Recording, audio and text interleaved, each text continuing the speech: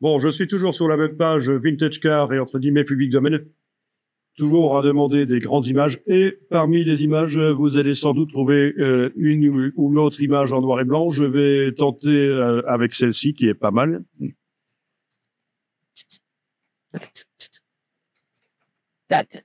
Voilà.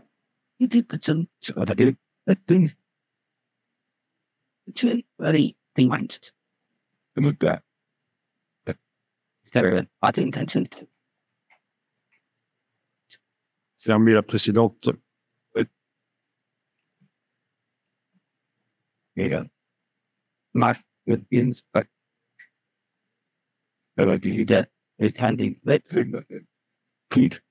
Voilà, donc il s'agit d'une image en noir et blanc, évidemment, comme tout le monde peut le voir. C'est pas ça. Alors, est-ce qu'elle est pas un peu plus claire que ce qu'elle était dans le web? Oui, il me semble que la voiture, oui, elle manque de densité, là. Donc, je vais pouvoir, dans Photoshop, lui redonner de la densité, éventuellement en allant dans Édition, attribuer un profil et choisir un gain, parce que s'il s'agit d'une image noir et blanc, donc on parle d'ancrage, en fait, ici. Engraissement, en fait, c'est plutôt ça, le taux d'engraissement, le dot gain. Voilà. Pas mal.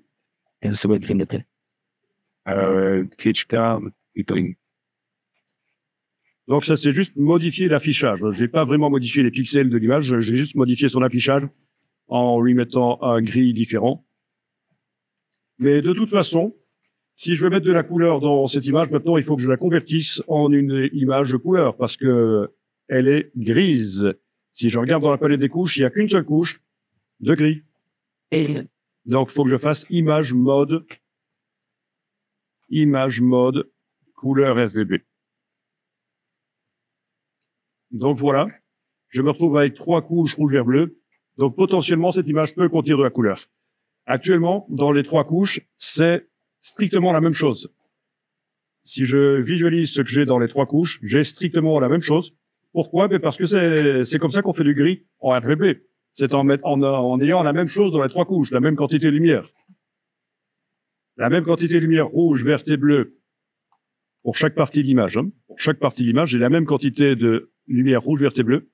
Et donc, ça s'équilibre. Ça fait du gris.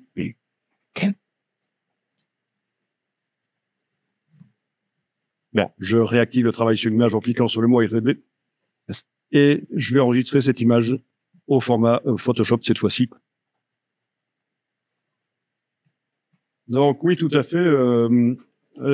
Parfois, vous allez prendre des images grises sur le web et ce sont déjà des images converties en RGB. Donc vous avez déjà les 3 couches, je rappelle des couches. Donc c'est tout à fait normal. Ça dépend comment le webmaster a préparé l'image.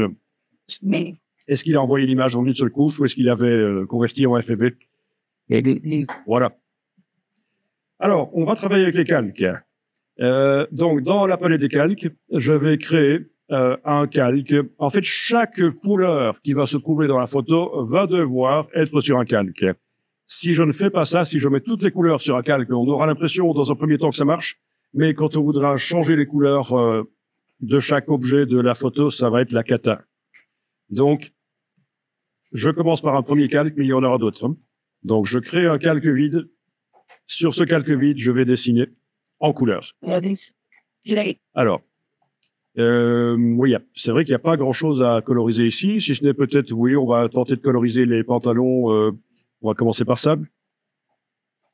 Donc, je prends le pinceau et je choisis une couleur. Et peu importe quelle est la couleur que je choisis. Donc, je vais le faire ici en bleu comme ça, c'est pas un problème. Ça n'a pas d'importance. Le pinceau doit être en mode d'application normale, opacité 100%. Donc, on va amener du recouvrant. Voilà. Donc, je dessine les pantalons. Mais, c'est vrai que j'ai peut-être intérêt à diminuer l'opacité du calque temporairement pour voir l'image grise derrière, malgré tout. Voilà.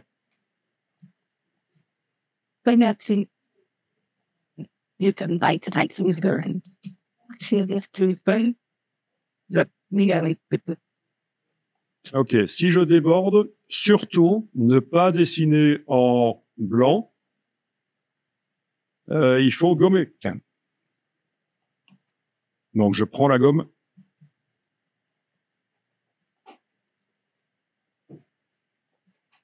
Et je vais gommer.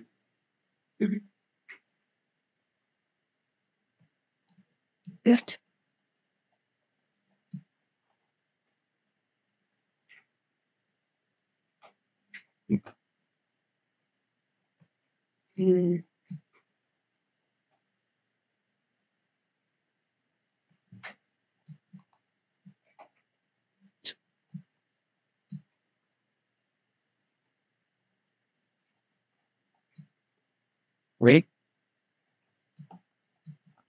Bah, c'est normal.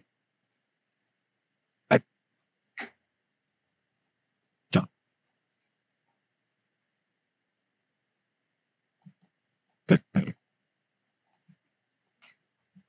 These eyes.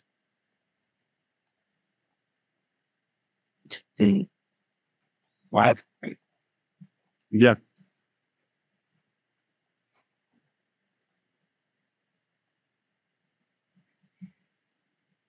Je vais faire un autre calque pour une autre couleur.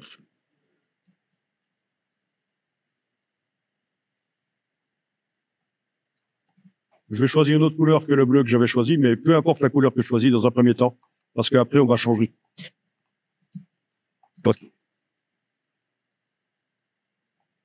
Alors.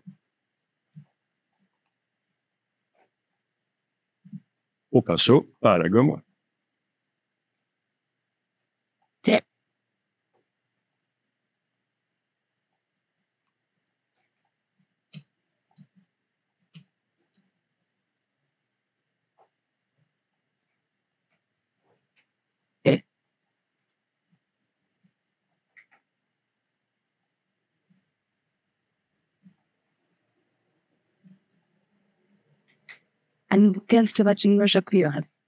Absolument un nouveau calque pour chaque couleur. Sinon, ça va être la cata après quand on va devoir changer les couleurs. On pourrait même faire un calque pour chaque objet. Si je veux que ces deux gars aient des casquettes de couleurs différentes, je fais deux calques. Mais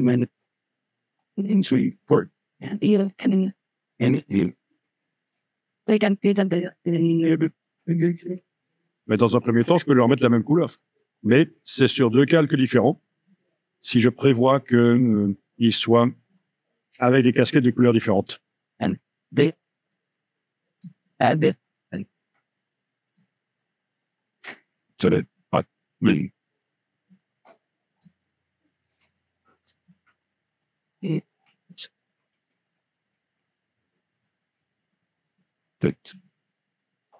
Bon, alors, je suppose que tout le monde a fait un calque avec une couleur. Donc, je m'intéresse à ce calque, donc le pantalon, par exemple. Voilà, j'active le calque. Je vais remettre l'opacité à 100%. Voilà, donc ça, c'est la couleur. Et le mode de fusion du calque va passer à produit. Voilà. Donc, j'ai remis le calque en opacité 100%. Le mode de fusion va passer à produit.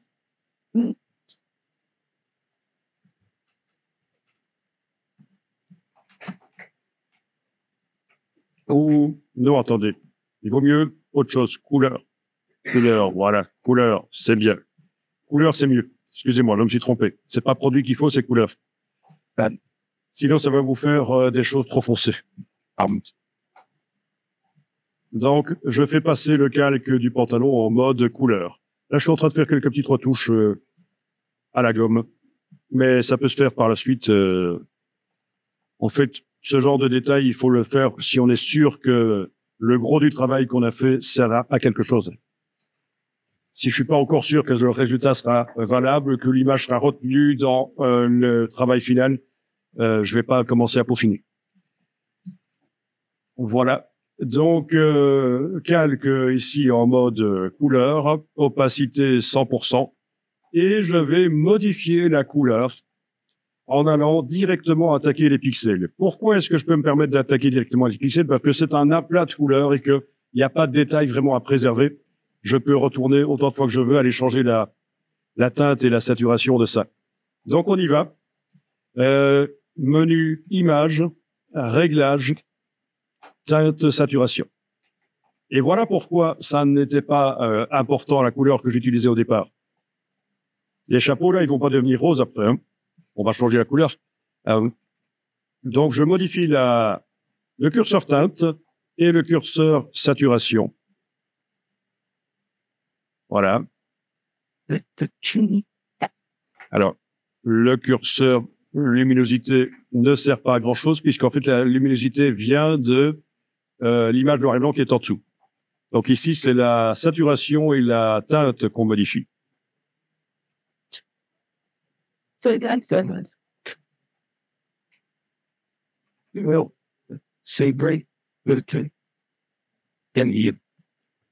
Ok. Et donc voilà, j'ai modifié la couleur. Et voilà ce que ça donne. Je peux retourner autant de fois que je veux dedans. Commande U, c'est le raccourci pour l'image réglage teinte saturation. Si à un certain moment, j'arrive pas à obtenir la couleur que je veux, je vais cocher la case coloriser. Et donc là, pas de problème, j'y arriverai à obtenir la couleur qui m'intéresse. Oui, parce que si vous avez transformé le contenu du calque en gris, vous devrez cocher la case colorisée la fois suivante quand vous retournez dans teinte saturation pour pouvoir mettre de la couleur.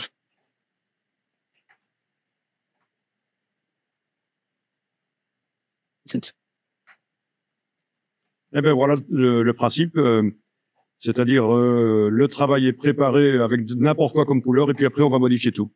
Donc je vais faire la même chose sur les chapeaux ici. Je clique sur le calque qui contient les deux chapeaux.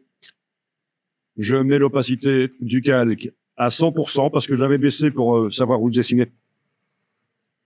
Et commande U, je vais modifier la couleur. Donc clairement dans ce cas-ci, il nous faut du jaune. Ah oui, j'ai oublié quelque chose. J'ai oublié de mettre le calque en mode couleur. Ben oui, évidemment. À la place du normal, mettre le calque en mode couleur. Commande U.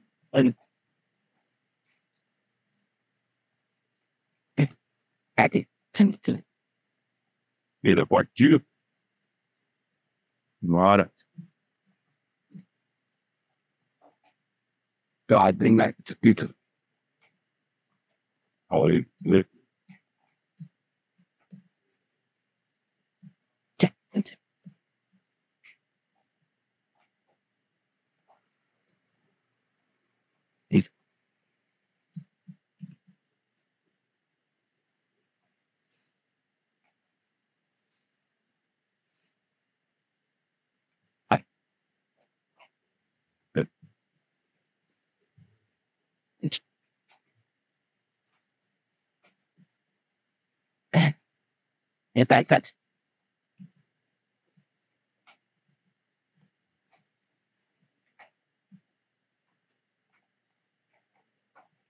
Bien, donc j'ai mes deux casquettes ici. Je fais passer l'opacité du calque en 100%.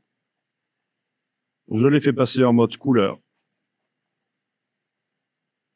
Je vais dans teinte saturation et je modifie la couleur de manière à obtenir ce qui m'intéresse comme couleur.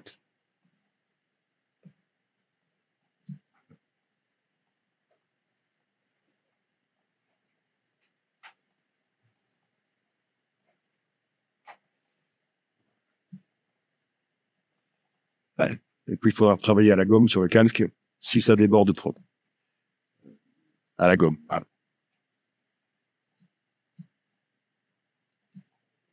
Alors, comme je vous ai montré tout à l'heure, sur la motocyclette, si vous devez ajouter la couleur que vous avez mise sur le calque, vous devez en ajouter sur le calque. Vous n'allez pas prélever à la pipette là-dedans parce que là, il y a plein de nuances. Vous allez devoir enfoncer la touche Alt et cliquer sur l'œil en face du calque, le temps d'afficher le calque seul. Là, vous prélevez. Oui, une fois que c'est prélevé, touche Alt, on reclique sur l'œil. Et là, je peux continuer à dessiner pour faire plus.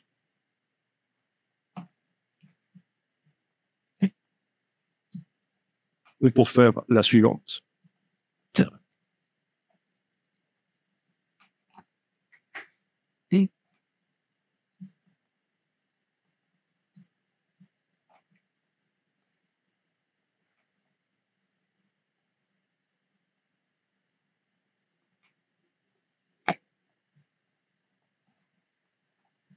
Ok. Bon, puis après, il y a des choses que vous pourriez trouver par vous-même. Je vais quand même vous montrer ici. Les deux chapeaux jaunes sont sur le même calque ici. Si je voulais les faire de couleurs différentes, je suis obligé d'extraire un des chapeaux, le mettre sur un autre calque. Très facile. Je prends le lasso. J'entoure au lasso la partie du calque qui contient un des chapeaux. On est d'accord? Et je fais simplement menu calque, nouveau, calque par coupé. Donc ça veut dire que ça va faire un nouveau calque en prenant ce qui est actuellement sélectionné et en l'enlevant de là où il se trouve. Voilà. Donc j'ai maintenant deux calques et je peux à ce moment-là retourner dans teinte de saturation et différencier la couleur d'un des chapeaux par rapport à l'autre.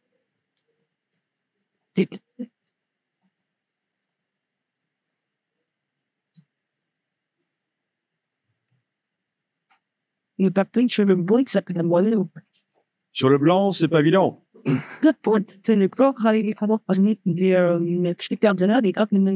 Le blanc de la chemise.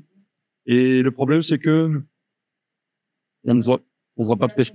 Par exemple, j'ai une chemise blanc. D'accord, ok. On va voir ça. Je vais créer un calque vide pour ça et je vais mettre une couleur sur la chemise. Je sais pas. Like the thing starts. Maybe it was really strict. En fait, la chemise est blanche, hein, elle est fort claire. C'est pour ça. Ouais. Voilà. Donc. Bah, c'était sa note. Couleur. On voulait du rouge.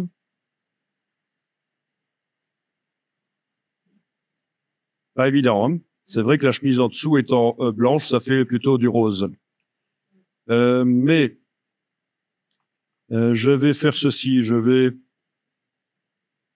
activer le calque d'arrière-plan qui contient le dessin. Faire une sélection au lasso autour de la chemise et ajouter un calque de réglage pour l'assombrir. Ah ben oui. Donc, oui, donc en fait, oui, il vaut mieux que les calques de réglage soient sous les calques couleurs. Oui. Menu calque, nouveau calque de réglage de type courbe. Ok, donc le nouveau calque de réglage n'agira forcément que là où il y avait la sélection. Et j'assombris. Voilà.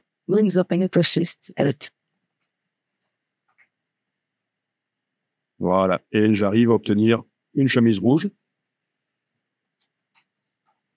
Je peux aller travailler sur le calque qui contient la couleur. Essayer d'affiner un peu ça. En général, quand on colorise des images noir et blanc, vous avez senti ça par vous-même, et vous voyez ça aussi dans les films colorisés. On ne sature pas trop, en fait.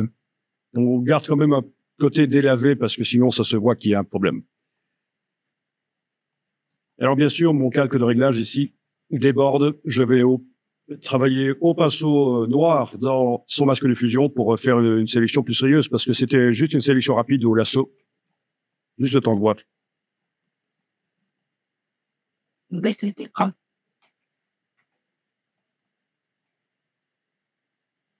It's okay.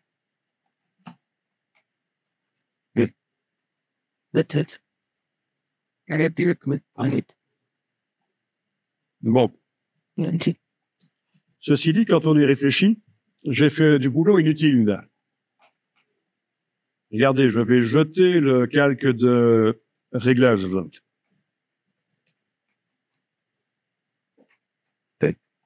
En fait, je me suis amusé à faire une sélection au lasso et puis à la nettoyer, alors que j'avais déjà coloriser ici sur le calque. Est-ce que ceci ne pourrait pas servir, si c'est pas trop mal fait, pour générer la sélection? Ben oui. Hein.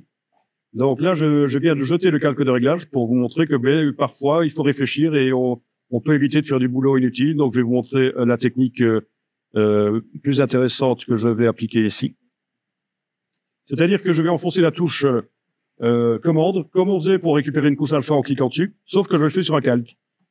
Et c'est la transparence du calque qui génère la sélection. Voilà. Donc, ma chemise est sélectionnée en enfonçant la touche commande et en cliquant sur le calque. Je clique sur le calque d'arrière-plan. J'ajoute un calque de réglage de type courbe. Et donc, d'office, j'ai la bonne forme de chemise dans le masque de fusion. Voilà, c'est mieux. Ben oui, sinon je fais 2 fois le boulot. Voilà, c'est beaucoup mieux. Plus rapide. OK.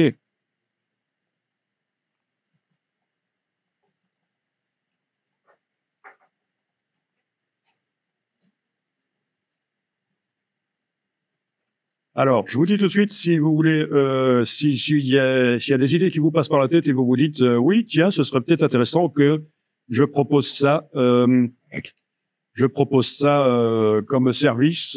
Ben oui, pourquoi pas, si vous avez une clientèle assez fortunée et ils ont un stock de vieilles photos à coloriser, ça peut marcher, mais ou alors pour travailler pour des établissements publics, là oui.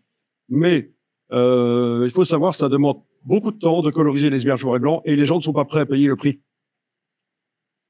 Par exemple, ils ont une photo de grand-père, ils voudraient l'avoir en version couleur. Ils aiment bien grand-père, mais quand même pas au point de payer le prix d'un barbecue pour coloriser la photo de grand-père. Parce que c'est ça, hein, ça coûterait 50 ou 100 euros pour faire une bonne colorisation. Même grand-père, il est sympa, il était gentil, mais on va le garder en noir et blanc, quoi. C'est ça qu'on se dit.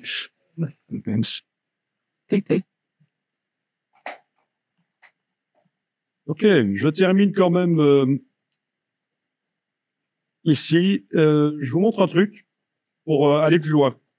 Ici, enfin, même chose que ce qu'on a vu avant. Hein. Si ça vous intéresse, vous pouvez, avec l'outil de déplacement, cocher la sélection automatique. Et comme ça, quand vous cliquez sur une partie de la photo, le calque qui contient cette couleur-là s'active. On est d'accord, hein. Ça peut être pratique quand vous avez plein de calques et ce sont des petites tâches qui se ressemblent, c'est foireux.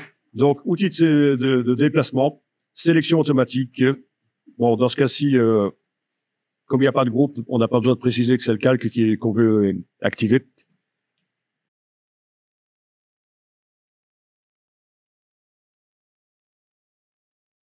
Je peux faire ceci au lasso, entourer rapidement la carrosserie. Au lasso, voilà.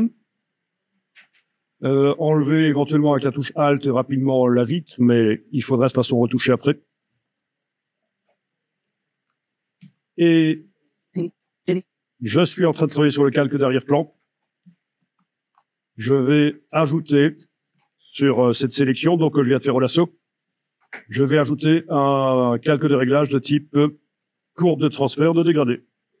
Et donc, les différentes intensités lumineuses de la carrosserie vont pouvoir prendre différentes nuances. Et ça peut donner quelque chose qui est bien, quelque chose d'assez réaliste.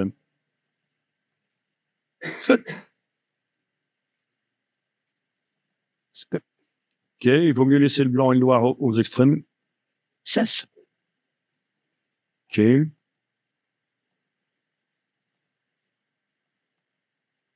Voilà. Bien entendu, après, il faudra dire que ça ne va pas se mettre partout sur les phares, etc. Ça, c'est le masque de fusion du calque de réglage de courbe de transfert de dégradé. Comment est-il arrivé là? C'est juste la sélection en Poitiers qui a été convertie en masque de fusion au moment où j'ai mis le calque de réglage courbe de transfert de dégradé.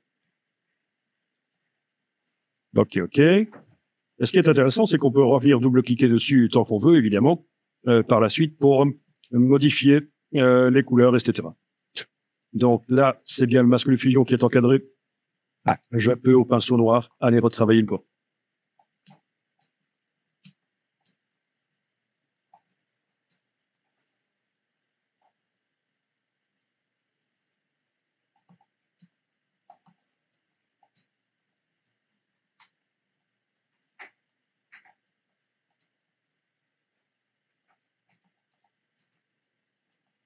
OK.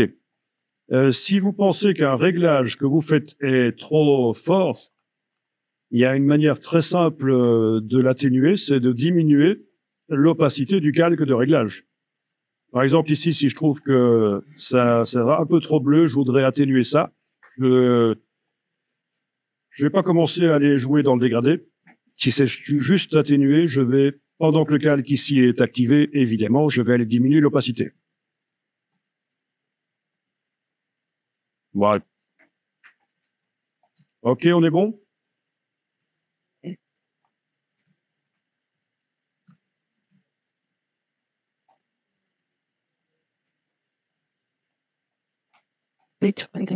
Listen.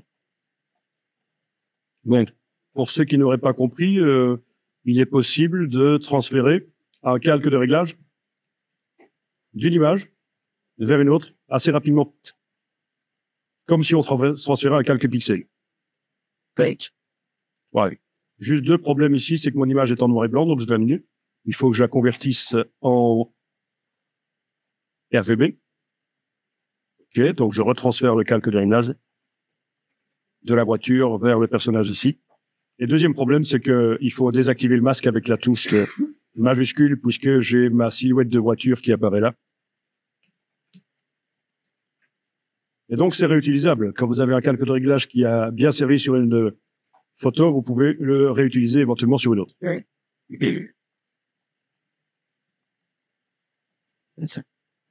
Essayons celui du bonhomme.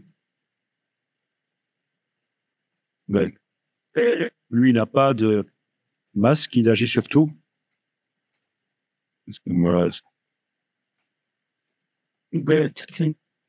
Et voilà. Une photo noir et blanc qui reçoit la courbe de transfert de dégradé. La même que celle qui était là, puisque elle vient de là, en fait.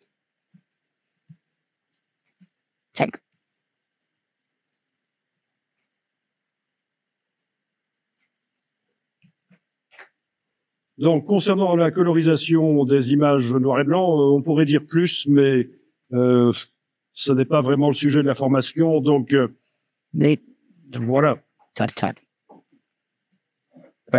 Ce qui a été fait ici n'est pas mal, mais c'est pas l'idéal. Notamment, il y a quelque chose que je devrais faire, c'est ceci.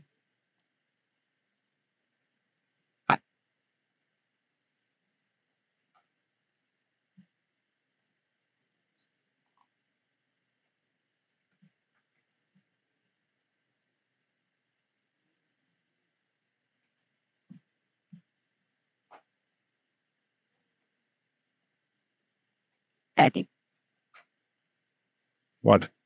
Le résultat est le même, mais c'est mieux.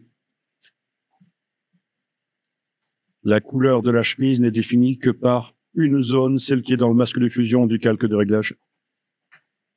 Voilà. Mais cette dernière chose, vous en occupez pas. Alors, je vais enregistrer ça et on va passer à la suite.